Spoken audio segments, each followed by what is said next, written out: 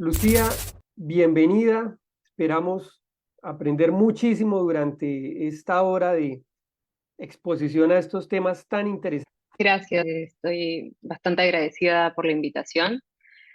Paso rápidamente a compartir un poco de lo que voy a hablar. Espero que me alcance el tiempo. Igual al siguiente docente prometo no excederme. Bueno, voy a hablar un poco de la desregulación emocional, ¿sí? Intervenciones desde la DBT, ¿ok? Entonces hay algunas consideraciones a tomar en cuenta, que toda la información que van a ver es de manera general, sí, obviamente esta información está adaptada, sí, para esta ponencia en particular, teniendo en cuenta, ¿no?, las consideraciones y las limitaciones que tiene esta, ¿no? Por ejemplo, el tiempo. En una hora es complicado como decir todo lo que pueda abarcar el tema. Bueno, yo recibo remuneraciones, eso lo tengo que decir porque obviamente no quiero, bueno, es algo que me enseñaron entrenándome para docente y que para que no hayan complicaciones por intereses. Y es importante recordar que el pasar por supervisión, sí, debe ser de forma constante y yo la considero obligatoria. Entonces, si en algún momento tienen alguna duda de algún caso en particular, me va a ser muy difícil responder, porque para poder responder sobre casos hay que primero evaluar, sí, toda la conceptualización que haya de este. Bueno, desregulación emocional, ¿cómo se desarrolla y qué características presenta? ¿Sí? Para saber un poco cómo es que DBT interviene, tenemos que saber exactamente qué es desregulación emocional o a qué llama desregulación emocional DBT. Entonces, una de las cosas que tenemos que tener en cuenta es que los problemas conductuales de las personas que presentan desregulación emocional, o más llamado DRE, ¿no? Se conoce DRE, muchas veces existe con la función de regular sus propias emociones o también como consecuencia natural o consecuencias naturales de la misma desregulación dentro del contexto a través del tiempo. Eso lo voy a explicar un poco después. ¿Sí? Este repertorio conductual que se va creando entre patrones por historia de aprendizaje, eventos, situaciones, etcétera, ¿no? Eh, es para poder lidiar con las cosas en sí que van sucediendo en la vida y, bueno, con ciertas características que vamos a ver. Entonces, en general, lo que van a ver son patrones conductuales, ¿sí?, aprendidos a través del tiempo. Y esto es clave, ahora van a entender por qué. Entonces, para empezar, para poder explicar la desregulación emocional, voy a empezar con la biología y o genética. Primero, diferenciar biología de genética, porque si bien la genética está dentro de la biología de la persona, no necesariamente todo es genético, ¿sí? Entonces, parto primero por la parte de genética para que sea más fácil. Últimamente, no, ya hace algunos años se ha ido desarrollando mucha investigación, por ejemplo, en cuanto a qué genes, ¿no? Son los que son relevantes o claves en conductas, por ejemplo, de naturaleza riesgosa, como la conducta suicida o impulsividad y agresividad, etcétera. Y lo que se ha estado hallando es que hay ciertos genes en particular que no son la causa ni son determinantes, ojo, sí, o sea, es un factor más. Eh, por ejemplo, que influye dentro de lo que son conductas de riesgo o conducta suicida. ¿Y por qué hablo de esto? Porque generalmente las personas con desregulación emocional tienen autolesiones con o sin intencionalidad suicida, ¿no? Y conductas de riesgo en general. Entonces, dentro de lo que es genética, se ha investigado o se está investigando bastante con algunos avances y se ve que hay genética, por ejemplo, para lo que es impulsividad y agresividad, que son dos factores que aparecen como relevantes dentro de todo el espectro que pueda haber en esas conductas. No obstante, no necesariamente se tiene que tener algo genético para poder desarrollar una desregulación emocional. Es un componente, claro, obviamente que pesa, ¿no? Pero no necesariamente tiene que ser indispensable. Entonces, cuando hablamos de biología, hablamos de esta parte en la que de repente en la parte prenatal de la mamá, ¿no? Y la mamá estuvo muy expuesta a eventos estresantes, a problemas de salud, como por ejemplo preeclampsia, o que en el parto el cordón estaba enrollado en el cuello de la persona con desregulación emocional, que en ese momento no es desregulación emocional, y por falta de aire, minutos que pueden a veces pasar, pues todas estas cosas producen cambios, ¿sí? Cambios biológicos, dentro también de la estructura de lo que es sistema nervioso, ¿sí?, central en el bebé, y estructuras incluso en el cerebro. ¿Ok? Cualquier situación externa también produce cambios en las personas, desde que estamos en el útero hasta al final, en realidad, ¿sí? O sea, lo que sí es importante también aclarar acá es que solo es uno de los múltiples factores y no es como que esta es la causa, porque la mamá sufrió depresión, ¿no?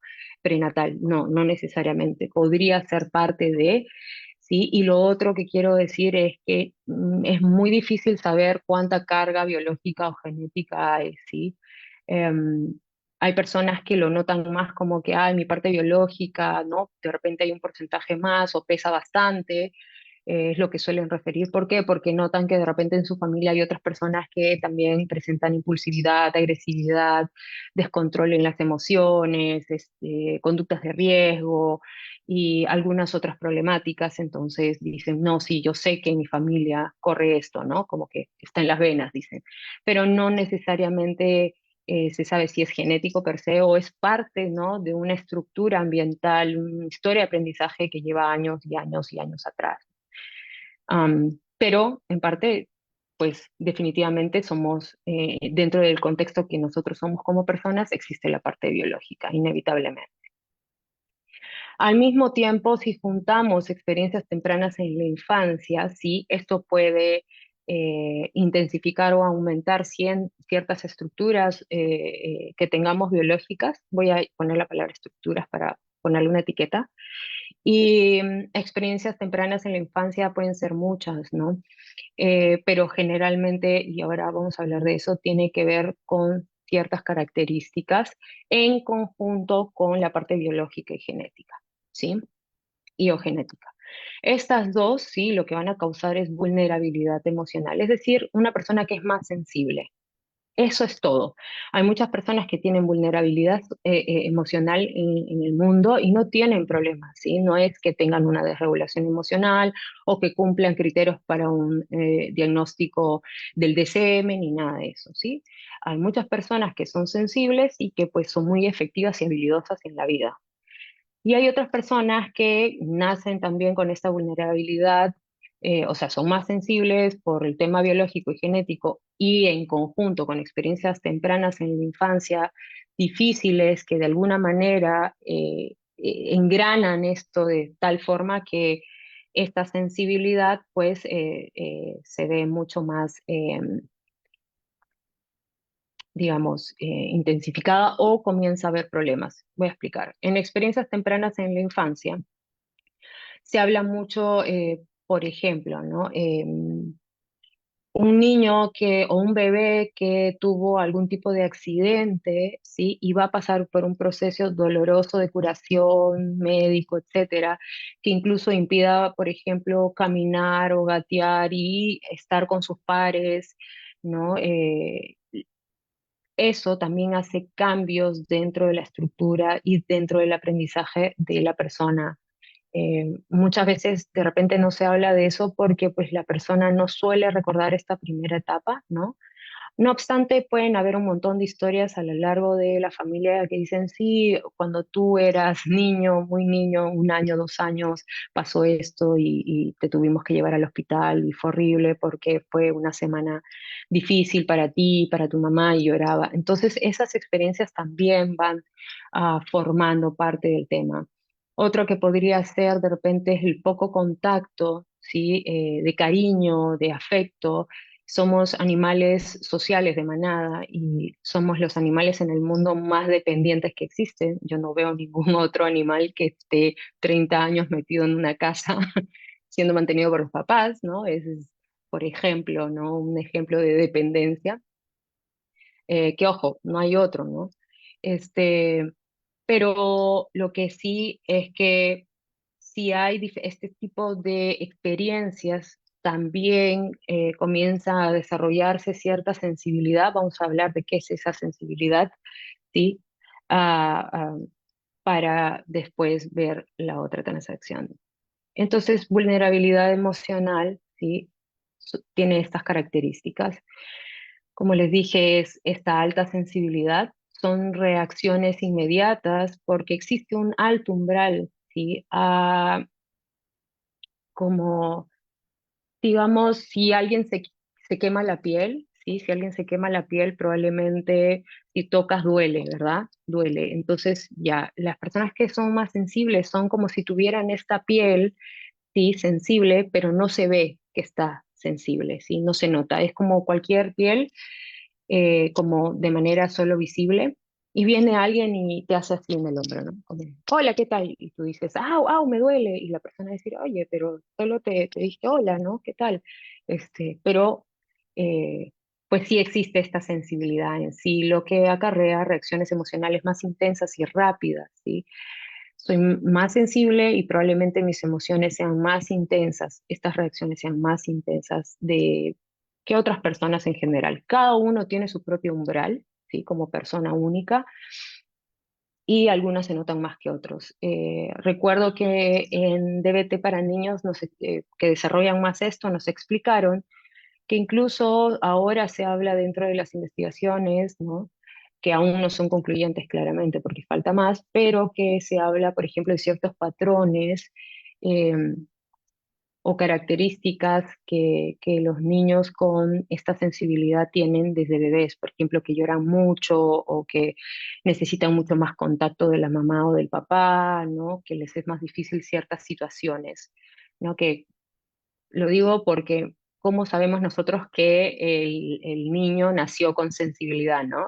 Es complicado saberlo. Em, Ahora, hay una alta reactividad. Las reacciones emocionales son intensas y estas conllevan a una desregulación en todo el proceso cognitivo. Y eso es normal. Cualquier persona que ha estado muy enojada va a pensar un montón de cosas muy extremas, muy dicotómicas, ¿sí? Con mucha inflexibilidad cognitiva, que de hecho todos hemos pasado seguramente por esta experiencia de haber dicho algo que no queríamos decir cuando estábamos muy enojados, incluso cosas que no necesariamente creemos en esa intensidad, ¿verdad? Entonces lo decimos y después cuando se va el enojo, uno reflexiona al respecto y dice, bueno, pero en realidad no es tanto así como lo creo, como lo siento, como lo pienso, como quisiera transmitirlo, ni tampoco de la manera en que se ve, ¿no? Y el efecto que tiene, claro, pero dentro de una emoción intensa eh, pasa eso, ¿no? El proceso cognitivo también se desregula y se intensifica y se pone más inflexible. Aparte de esto, la otra característica es el lento retorno a la calma. Entonces, yo tengo esta sensibilidad, ¿no? Este alto umbral de sensibilidad hacia cualquier circunstancia y, bueno, pasa, entonces tengo esta reactividad, ¿no? Emocional y cognitiva, pero eso demora en bajar, esa curva va a demorar en bajar y como demora tanto, no como a la mayoría de personas que se les pasa rápido, sino demora más, ¿sí? Este lento retorno a la calma lo que va a pasar es que va a poner de manera más vulnerable a que vuelva a haber esta reactividad debido a que como todavía no baja, digamos, a la base de mi umbral, voy a poner ejemplo, ¿no? No baja esa base, en la bajada puede pasar que me di cuenta que habían movido de lugar mi celular y entonces, ¡boom!, vuelvo a ir muy intensamente. Y es por eso que muchas personas suelen decir, ay, pero ¿por qué se enoja de la nada? No de la nada, o qué exagerada, no es para tanto, pero en realidad es que no sea para tanto. La sensibilidad de la otra persona es mayor y cuando está en este lento retorno, está más vulnerable a tener nuevamente esta reactividad muy intensa, vista desde fuera de repente demasiado intensa, ¿no? Eh, y es así, ¿sí? Entonces es un círculo. ¿Por qué decimos que estas son las características de esta sensibilidad o vulnerabilidad emocional? Porque lo importante no es que sea si es muy sensible o no, eso nunca va a cambiar. Si alguien es sensible emocionalmente, eso siempre se va a quedar así. El tema es cuando esta vulnerabilidad emocional o esta sensibilidad, ¿sí? Tiene una transacción a través del tiempo, ¿sí? Constante, ¿sí? Con el ambiente. Y este ambiente tiene conductas invalidantes hacia esa sensibilidad de esa persona. Eh, Conductas invalidantes, pues son estas constantes conductas de negación o rechazo a cualquier comportamiento que la persona pueda desplegar con vulnerabilidad emocional, ¿sí? La invalidación, la famosa invalidación de la que tanto se habla muchas veces en DBT, dentro de esta transacción tiene que ver con, vieron que hay conductas que no vamos a validar porque pues por más que sea válido, válido significa que tiene lógica, que está por algo. No significa que esté bien o que tenga razón o que lo vamos a probar o que no hay consecuencias. Válido significa, bueno, tiene un sentido de por qué está ahí. Eso es válido, ¿ok? Entonces, en sí, todo es válido. Cualquier cosa puede ser válido, porque siempre hay una historia de aprendizaje previa de por qué se despliega dicha conducta, ¿sí? Y hay una causa o multicausas, etcétera, factores, etcétera. Entonces, cuando decimos conductas a validar e invalidar, significa conductas que nosotros podemos tener de aceptación y cambio, ¿sí? Es decir, si alguien que está enfadado conmigo está hablando conmigo y me grita, ¿sí? Me comienza a gritar y a decirme palabras ofensivas, yo puedo entender, es decir, yo puedo comprender que hay una lógica detrás de ese enojo, es válido que esté enojado, y al mismo tiempo pedir que por favor, cuando hable conmigo, cuando esté enojado, no significa que tenga que gritarme. Esa conducta no, para mí, puede tener toda la lógica de que hay un repertorio conductual aprendido y que no tiene otras habilidades, sí. Y al mismo tiempo, igual es necesario, sí, invalidar dicha conducta pidiendo un cambio, porque pedir un cambio es invalidar en general, ¿sí? Entonces, dentro de un ambiente, sí, donde la persona crece, sí, y comienza a aprender conductas para su repertorio conductual, es importante que las personas, los cuidadores, quienes sean, ¿sí? Puedan establecer límites, pedir cambio, balanceado de también conductas validantes hacia las expresiones emocionales, etcétera. Lo que pasa en un ambiente con conductas invalidantes es que la invalidación o estas conductas invalidantes son tanto para las conductas que sí son necesarias validar para que se refuercen y sean parte de, y enseñar habilidades para que sean parte de, y al mismo tiempo también se invalidan conductas que tenemos que pedir cambios, ¿no? O enseñar a que sean diferentes. Entonces, esto genera en la persona una extrema confusión, ¿sí? Porque es como hay un rechazo indiscriminado de cualquier tipo de comunicación de experiencias privadas, ¿sí? Como también autoiniciadas de la persona. Es decir, entonces cualquier cosa puede ser inválido. Vamos a ver cómo esto afecta en realidad. Afecta porque hay un déficit de habilidades, es decir, la persona no aprende, ¿sí? Que se puede etiquetar las emociones, y cuando hablo de etiquetar emociones, qué es tristeza, qué es culpa, qué es vergüenza, qué es enojo, ¿no? Qué es envidia, celos, etcétera, para un buen manejo de esto y para poder ver, aprender a estar con estas emociones, porque las emociones no son buenas ni malas, son parte de un proceso que tiene casi cualquier organismo en realidad, en diferentes formas, pero son necesarias porque nos informan qué cosas son importantes, de qué cosas nos tendríamos que cuidar o generar más, etcétera, ¿sí? Sin, la persona que está dentro de este ambiente con conductos invalidantes no aprende a etiquetar emociones, no sabe qué es lo que siente. Y muchas veces las personas con desregulación emocional lo que termina pasando por esta transacción constante, comienzan a etiquetar todas las emociones como una sola, como que siempre está enojado o siempre tiene vergüenza o es ansiedad, la famosa ansiedad.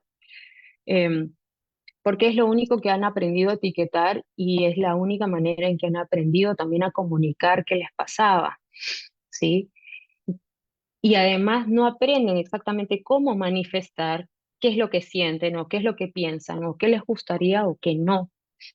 Porque esas conductas de manifestar qué siento, qué pienso, qué quiero o qué no quiero, ¿sí? También son castigadas, son invalidadas por el entorno, no son escuchadas o son rechazadas o son, este, ni siquiera se les toma importancia. Y por ende, si soy más sensible, mi reactividad va a ser más intensa, no sé cómo regular mis emociones y no me enseña tampoco el entorno a regular mis emociones. De hecho, imagínense a un niño que se cae en el parque y comienza a decirle a mamá, párate y anda a seguir jugando. Sana, sana, ¿no? Potito de rana. Si no sanas hoy, sanará mañana. Perfecto, genial. Pero si este niño es más sensible, probablemente va a comenzar a llorar más y más porque lo que requiere es diferente a otros niños que no son tan sensibles. Y si el cuidador no entiende esa comunicación o no tiene las habilidades en realidad, porque tampoco le enseñaron, probablemente va a negar esa expresión, ¿sí? Esa expresión, esa comunicación de la emoción y lo que necesite en las habilidades que pueda tener un niño de 5 años. Y por el contrario, va a castigar y va a comenzar a decir, los niños no lloran, porque estás llorando, qué malcriado, te estás portando mal, entonces ya nunca más te traigo al parque para que llores, en vez de darle lo que necesita, que sería así, tiene sentido que llores, te asustaste, te caíste, te abrazo un rato, ¿no? A ver, ¿quieres que te vuelva a acompañar para que sigas jugando? ¿No? Como comenzar a enseñar a moldear estas conductas que sí permiten tener una buena experiencia interpersonal, una buena experiencia pudiendo tolerar las emociones, ¿no? Y regularlas. Entonces, cuando se da todo eso, también se da un déficit dentro de lo que es la autovalidación y comienza la autoinvalidación de no, no debería sentirme así, qué exagerada que soy, pero ¿por qué me siento así? Si yo no pensara o no sintiera así, yo no habría problemas, etcétera, ¿no? Como, no es importante lo que pienso, lo que siento o lo que quiero o qué debería de pensar, ¿no? Al final, mejor comienzo a preguntar. Entonces comienza a haber este refuerzo intermitente en lo que es expresión conductual de las emociones de manera intensa, es decir, en algunos momentos el niño o la niña, ¿no? Comienza a gritar para poder lograr obtener lo que desea, porque pues no hay otro tipo de conducta que haya aprendido para hacerlo. Y a veces los cuidadores puede que le hagan caso a esa expresión y puede que no. Entonces hay un refuerzo intermitente que pues solo aumenta la probabilidad de que esta conducta aparezca, ¿no? De pues expresar de esta manera las emociones o los deseos, ¿sí? Teniendo en cuenta que pues al final lo que aprendes es un patrón interpersonal de comunicación poco efectivo de estas experiencias privadas, sin etiquetar y además cómo comunico a los otros lo que siento, si además si es que digo lo que siento es castigado, ¿no? Y también por otro lado hay un refuerzo intermitente en el otro lado que es la inhibición conductual. Entonces, si realmente digo lo que yo quiero, pienso, siento y me castigan esa conducta, entonces probablemente la próxima vez no diga absolutamente nada, porque pues no funciona. Y si algo es castigado o lo suficientemente castigado, o esa conducta tiene la probabilidad de caer muchísimo, ¿no? Y no ser usada más. Eh, Además, esta persona dentro de todo esto comienza a tener esta búsqueda de pistas sociales de cómo actuar, qué hacer, cómo debería sentirse y tratar más de copiar modelos y no tanto de pues poder manifestar su propia experiencia. Y porque además esto también genera poca confianza en la propia conducta, ¿no? Porque pues si el entorno me da esta información, qué podría hacer yo de diferente, ¿no? Esto acarrea también un déficit dentro de lo que es resolución de problemas y metas, ¿no? Y plantear metas. Entonces ¿por qué? Porque hay poca tolerancia al malestar. Entonces, poca tolerancia al malestar es, yo trato de resolver algo, pero si no se da de manera inmediata y no sale como yo quiero en el momento que quiero, que además tengo poca tolerancia, entonces quiero que sea rápido, no muy corto plazo, entonces no puedo tolerarlo y mis conductas en base a eso, ¿sí? Van a ser probablemente conflictivas, ¿sí? A mediano y largo plazo. A corto plazo, las conductas que yo pueda tener me van a de repente ayudar a regular mis emociones, ¿sí? Pero generalmente estas conductas cortoplacistas suelen ser un problema en realidad. Por ejemplo, cortarse es un problema. A corto plazo alivia un poco el malestar, a mediano y largo plazo solo empeora esa ruleta. Lo otro es que dentro de esta transacción a través de los años, ¿no? En este ambiente en particular, eh, no hay un aprendizaje de cómo realmente uno puede resolver problemas, ¿sí? Porque como no hay tolerancia al malestar, ni tampoco te enseñan a que en realidad equivocarse es normal, la gente es falible, y puedes resolverlo y puedes eh, em, poder tener otras opciones o u otras oportunidades para poder resolverlo, ¿sí?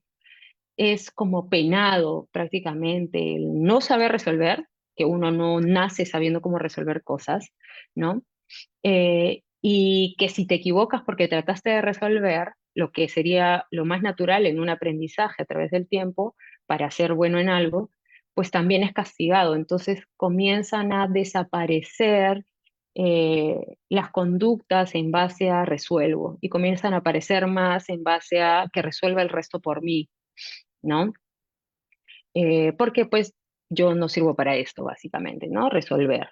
Y además, no entreno esta capacidad de cómo resolver problemas. Por ende, cuando trate de resolver, probablemente me voy a abrumar por el malestar y van a salir las resoluciones de problemas más rápidas o las que más rápido me van a quitar el malestar. Porque cualquier organismo, si tiene muchísimo sufrimiento, su concentración o su foco de atención va a ser cómo reduzco este malestar, ¿sí? Más que cualquier otra cosa.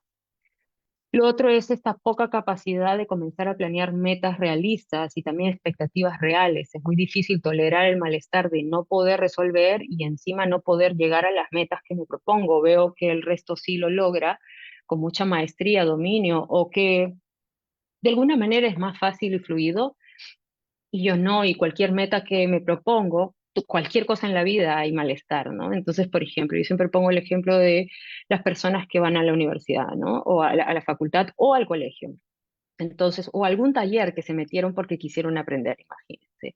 Entonces están yendo y el primer día están con esta emoción intensa de alegría de sí, voy a ir con todo, voy a aprender, qué genial. Y va pasando 1, 2, 3 días, al tercer día se dan cuenta que implica un patrón conductual de ir incluso si no tienes ganas, si tienes emociones intensas desagradables y cualquier cosa que pasó, pero como no se tolera el malestar, no aprenden a hacer, ¿no? Como por ejemplo ir al taller a pesar del malestar. Entonces generalmente estas personas empiezan algo y lo dejan a la mitad o recién empezando, ¿no? Como no, ya no, no quiero, no, no me gusta. Pero en realidad es la poca capacidad que tienen para resolver el problema, ¿sí? De ver cómo tolerar el malestar y lograr su meta, ¿sí? Y en sí tolerarlo. Entonces comienza a ver esto de no quiero sentir malestar, no voy a hacer nada que genere malestar, porque pues no sé lidiar tampoco con el malestar, ¿no? Y las expectativas son, ya, si me meto a un taller de dibujo, tengo que salir al mes como, no sé, como un gran artista, lo cual es en cualquiera imposible a menos que hayas nacido con esa capacidad. Entonces comienza a ver esto de no lo logré, no lo logré, ¿no? Y las comparativas con el resto, lo cual también te aísla un poco de la manada en la que puedas estar, ¿no? Y pues comienza a ver un perfeccionismo. Si no lo hago bien, entonces todo está mal, ¿no? Todas estas conductas en un ambiente invalidante pueden expresarse bajo etiquetas, o sea, esto de manera general, ¿no? Como por ejemplo la negligencia de los cuidadores hacia las personas con esta vulnerabilidad, ¿sí? Que a través del tiempo pueden expresar que algo les está pasando y es como, ay, no hay que prestar importancia, ¿no? Ay, tengo fiebre, ya, pero no es para tanto, se te va a pasar, toma un Panadol, ¿sí? Es algo que la persona al final dice, bueno, entonces lo que yo sienta, piense, incluso físicamente, no importa tanto, ¿no? A menos que sea demasiado grave. Lo otro es sobreprotección, ¿no? Los papás o cuidadores que sobreprotegen de sobremanera a sus hijos por X motivo, no importa la causa o los factores por los cuales sea, si lo que hace al final es, ay, no, pobrecito, pobrecita, mejor que no lo haga, se va a estresar, va a sentir malestar, se va a enojar. Todo es como un cuidado excesivo a que el niño o la niña no sienta prácticamente o no sienta malestar en lo absoluto. Entonces, claro, a través del tiempo eso es un problema muy grave en realidad, porque no desarrolla las habilidades necesarias para poder lidiar con la frustración o rechazo que pues cualquier persona pasa en la vida, ¿no? Como situaciones que todo el mundo pasa. No aprende a tolerar malestar, no aprende a resolver tampoco porque todo se lo resuelve. Entonces al final son consultantes que suelen sentirse inútiles, incompetentes, que no sirven, a mucha comparación, mucho perfeccionismo también, ¿no? Y entre negligencia y sobreprotección, bajo mi experiencia, yo diría que sobreprotección es un problema mayor o que negligencia. Negligencia es si la persona se queda sola y se cría sola prácticamente, igual va a tener que desarrollar algún tipo de repertorio conductual en base a sobrevivir y resolver y qué sé yo. Obviamente no el idóneo, probablemente, ¿no? Sobre todo si es más sensible, pero va a tener cierta capacidad de sobrevivencia. A cambio de la sobreprotección es como si mutilaras a la persona. No le das ni siquiera el espacio para desarrollarlo, ¿no? Rechazo a expresiones emocionales, ¿no? El ambiente o este ambiente con conductas invalidantes comienza a, como dije, a rechazar cualquier expresión emocional que el niño o la niña con sensibilidad manifiesta. Hay rechazo a cualquier conducta como respuesta a resolver problemas y esta poca respuesta emocional en cuanto a soporte social, ¿no? Si le dices, no, es que me están gritando en el colegio, me están haciendo bullying, y dicen, ya, pues defiéndete, defiéndete, o ay, no es para tanto, solo no haz caso, o ríete. Entonces, claro, minimizan el impacto que puede haber en el niño siendo una persona distinta, con una sensibilidad distinta y no necesariamente tiene ni la capacidad, ni las habilidades, ni siquiera el umbral que necesita para poder regularlo como le manifiestan solo hablando. Esto no es que, ay, la familia es terrible. No, tengamos en cuenta que los padres o los cuidadores también tienen su propia historia de aprendizaje con su propio déficit de habilidades, ¿no? Lo que hace pues que la cadena siga funcionando de la misma forma y no se rompa, a menos que, pues siempre decimos, cuando el consultante va a terapia es cuando rompe estas cadenas y estos patrones y aprende nuevos, ¿no? Eh, pero sí es importante decir que no es que las familias sean los malos o la intención de herir, sino que se da entre familias, incluso familias con, puede ser, Marshall lo pone así, familias perfectas, familias normales y familias caóticas. Y no importa de qué familia vengas, en realidad es este conjunto de este niño con esta familia que no encaja en los engranajes, ¿sí? Para que este niño aprenda las habilidades necesarias para lidiar con su sensibilidad y lo que pasa es que hay un desastre. No encaja, ¿no? No encaja, no encaja. No importa realmente en sí qué característica tiene la familia, sino cómo se da esta transacción a través del tiempo. Y yo puedo venir de una familia normal, sin muchos problemas, normal entre otra etiqueta para resumir, pero no necesariamente yo tengo las habilidades para lidiar con un niño que es más sensible, ¿sí? Entonces, eso es lo que termina desarrollando la desregulación emocional, ¿sí? Entonces, dentro de desregulación emocional vemos estas características, inestabilidad emocional, ¿sí? En sí estas emociones intensas, la alta reactividad, el lento retorno a la calma, que además genera una inestabilidad cognitiva, ¿no? Lo que habíamos hablado, se regula todo el proceso cognitivo poniéndolo más dicotómico, siempre, nunca todo, nada bueno, malo, ¿no? Terrible, increíble, lo que también genera una inestabilidad conductual. Comienza, como hay un déficit de habilidades, las conductas del repertorio no solo son las que aprende de su entorno, sino que en el afán de quitarse, ¿no? Este sufrimiento intenso, también comienza a aprender unas conductas autoiniciadas en base a su capacidad de resolución de problemas, que es pobre, y muchas veces son conductas más en función a cómo me quito este malestar y cómo lo regulo, ¿no? Y cómo hago para no sufrir tanto. Y entonces comienzan a ser conductas muy cortoplacistas sin pensar en qué impacto puede tener a mediano y largo plazo.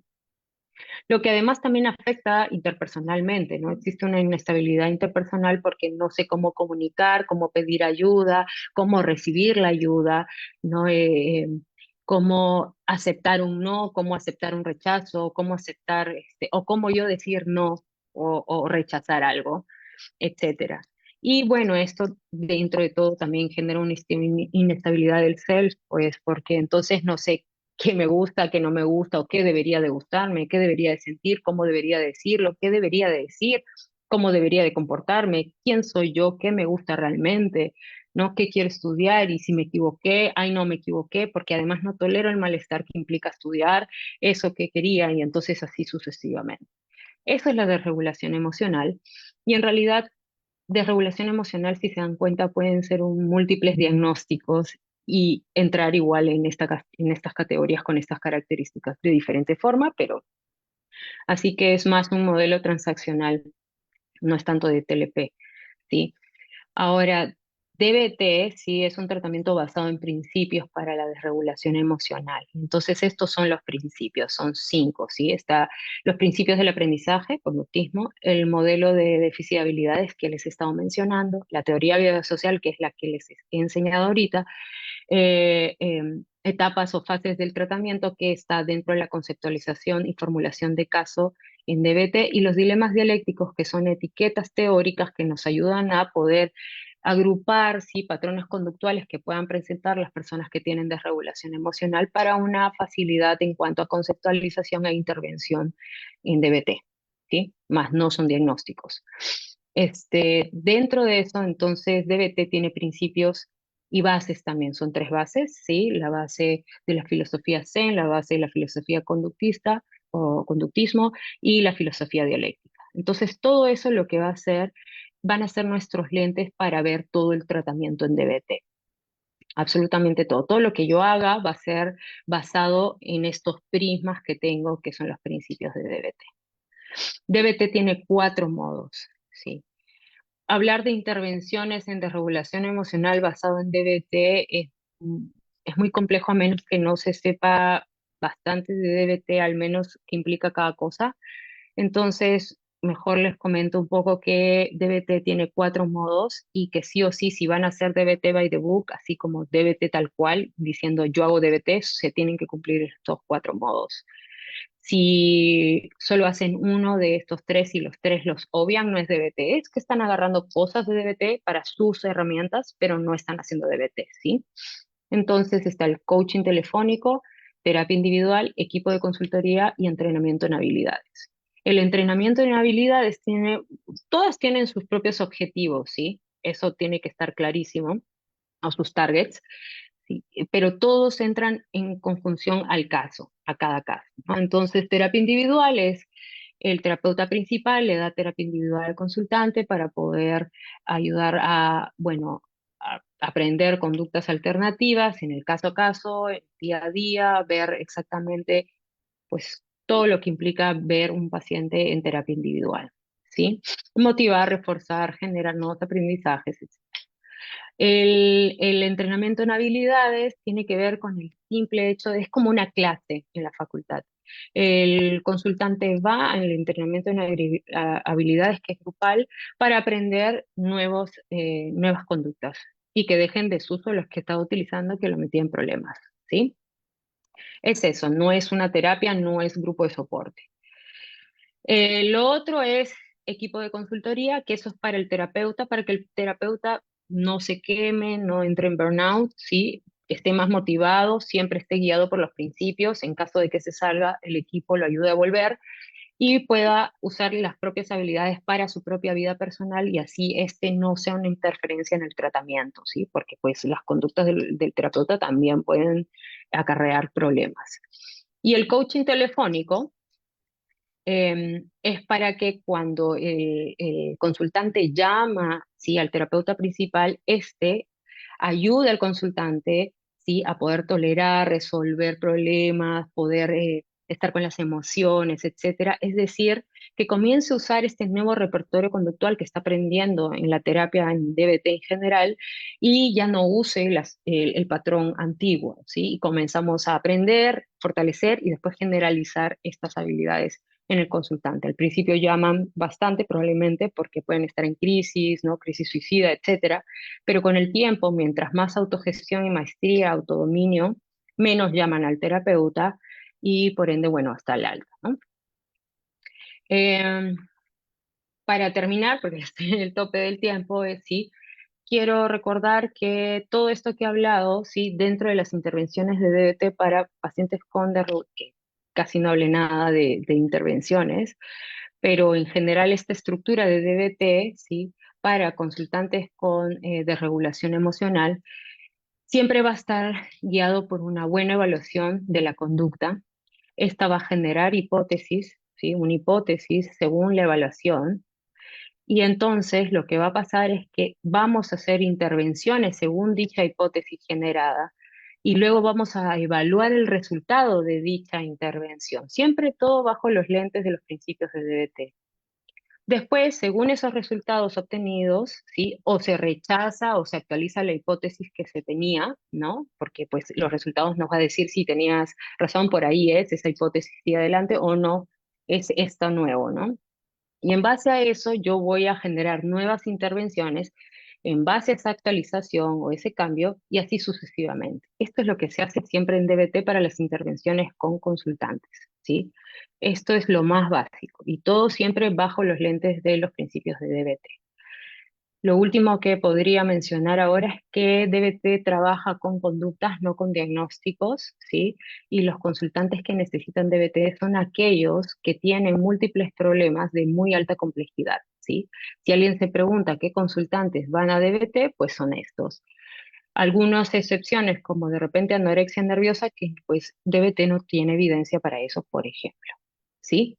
Pero DBT incluso hoy en día se utiliza hasta en prevención porque se da en los colegios, ¿sí? Como malla curricular en muchos. Simplemente como una clase más, es decir, como un curso más, ¿ok? Con exámenes y todo. Esto es todo. Espero haber podido llegar y no perjudicar al siguiente docente, ¿sí? Para que pueda dar em, si tienen alguna pregunta o consulta, se la envían a Vida en Contexto y pues yo encantada de responderles.